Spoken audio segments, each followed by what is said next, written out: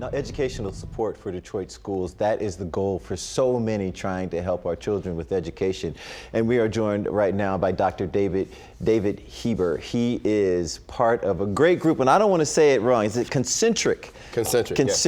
Education Solutions. So let's back up a little bit and talk about, when did you start the organization and what was the impetus behind your thought process? So I started Concentric in 2010, and prior to that, I was a teacher and administrator. I was the youngest administrator in Baltimore City at the time.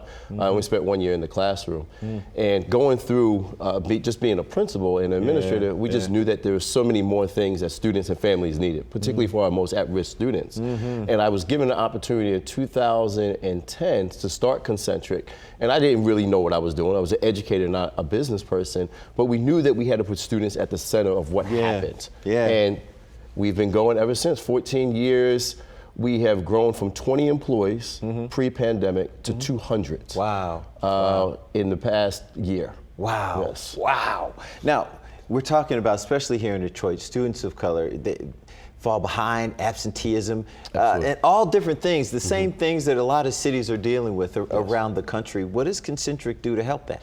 So I think our approach is a little bit unique. I don't think it's nothing new. It's innovative, just how we connect three primary services. Home visits, where we knock on doors. So since 2010, we're about 350,000 home visits 350,000 home visits in. And I know I've about 75,000 in. Wow. So we knew that we were doing home visits to try to figure out why students were not coming. What were the barriers? What were the challenges? Wow. The challenge was that when we brought that information back, schools had so many competing priorities, they couldn't do much with it, so we started mentoring.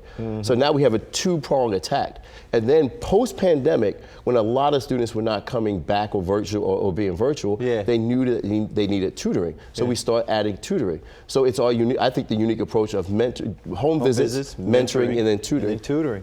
Wraparounds. And putting students at the center of what we do. 350,000 home visits. How important is that to go into the home? Because that's a lot. Yes. And by the way, 15 states, 200 schools. He's helping a lot of people, not just here in Michigan. But that is a commitment right there. And when you go into a home, how do you assess? We simply ask, what are the barriers? What are the challenges? How can we convey your message to the school? You don't try to solve the problem right then during the home visit. You're trying to build a relationship and break down the barriers and assess what do they need. And the less you talk and the more you just listen, the more that students and families feel comfortable.